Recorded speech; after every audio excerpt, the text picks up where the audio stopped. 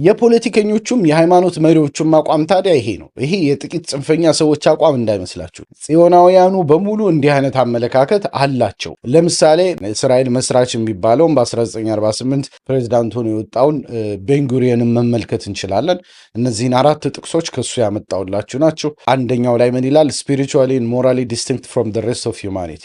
አይሁዳውያን ከቀሪው የሰው ልጅ ስፒሪቹዋሊ በመንፈሳዊ ምጥቀት ደረጃና ሞራል ስብዕና ደረጃ ይለያሉ፣ የተለዩ ናቸው ብሎ እንደሚያምን ተናግሯል። we are perhaps the only non-conformist people in the world. I think it is because the general pattern is flawed.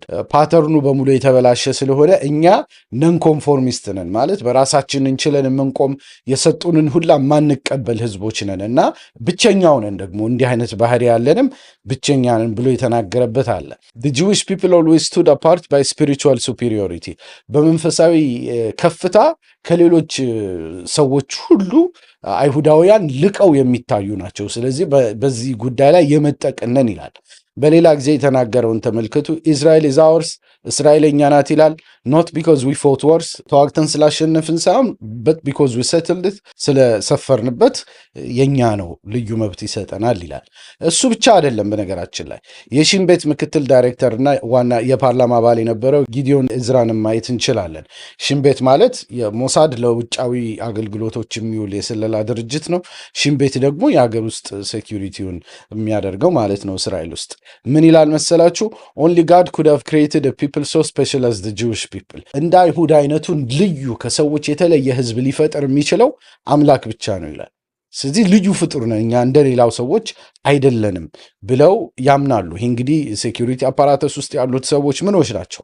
እንዲህ አንድ ሺን ቤት ውስጥ ያለ ሰው እንዲህ ብሎ ሲያምን ሌሎች ሰዎችን ዝም ብሎ እንደፈለገ ቢገድል ቢያስገድል ምን ቢል ግድ የለውም ማለት ነው። ፍልስጤማውያንንም እንደ እንስሳ ነው የሚመለከቷቸው። ክርስቲያኖችንም እንደዛው። ምክንያቱም ክርስቲያኖች እኛን ሊያመልኩ ይገባል እያለን ነው ራባይ ቻይም ለምሳሌ። ፈላስፋዎቻቸውን መመልከት እንችላለን። ተመሳሳይ አመለካከት እንዳላቸው በግልጽ እናገኘዋለን። ለምሳሌ ጽዮናዊ ፈላስፋ ማርቲን ቡበርን እንመልከት። Israel is not another example of the specious nation. It is the only example of the specious Israel. ይህኛው ደግሞ በጣም ጠለቅ ያለ ንግግር ነው። ምን ይላል መሰላችሁ? እስራኤል ከሌሎች ከተለያዩ የሰው ዝርያዎች ውስጥ አንዱ አይደለችም፣ እንደዛ የምትጠቀስ አይደለችም። it is the only example of the species Israel. የእስራኤል ፍጥረትነት ብቸኛ መገለጫ ነው ይላል። አማርኛው ለመተርጎም የሚመች አይደለም።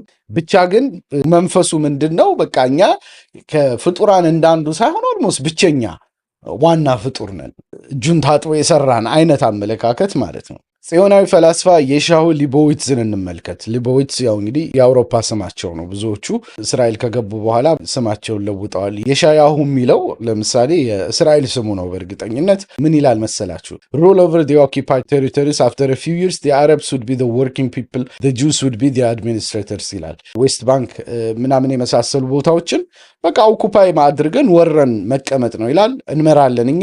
after a few years ጥቂት ከቆየ በኋላ the Arabs would be the working people፣ አረቦቹን ደግሞ ማለት ፍልስጤማውያኑ ማለት ነው። ፍልስጤማውያን ማለት አይፈልጉም፣ ምክንያቱም ፍልስጤም የሚለውን ትርክት ማስረሳት ስለሚፈልጉ እነሱ ደግሞ ሰራተኛው ክፍል ይሆናሉ ማለት ዝቅ ያሉ ስራዎቻችንን ይሰሩልናል ይላል። but the Jews will be the administrators፣ አይሁዶች ደግሞ አስተዳዳሪ ይሆናሉ ይላል። a secret police state, corruption characteristic of every colonial regime would prevail። ፖሊስ ስቴት መሆኑንም ጭምር ደግፎ ነው እያወራ ያለው። ሌሎችም በጣም ብልሹ የሆኑ ሙሰኛ የሆኑ የኮሎኒያል ሪዥሞች በዚህ መልኩ ነው የቆዩት እያለ ያስቀምጣል። እና አመለካከታቸው በግልጽ ሁኔታ እንደምታዩት እኛ የበላይ ነን የሚል ነው። በቃ ግልጽ ባለ መልኩ ልዩ ፍጡራንን ልዩ ክብር ይገባናል የሚል ላይ ነው። ለዛ ነው እንደፈለጋቸው የሚጨፈጭፉት እንደፈለጋቸው የሚያደርጉት ማለት ነው። ለሌሎችም ያላቸውን እይታ ለመግለጽ የማይፈሩት ለዛ ነው። ሊትራሊ ሱፔሪዮሪቲ ኮምፕሌክስ ውስጥ ያሉ ሰዎች ናቸው ጽዮናውያን ማለት ነው።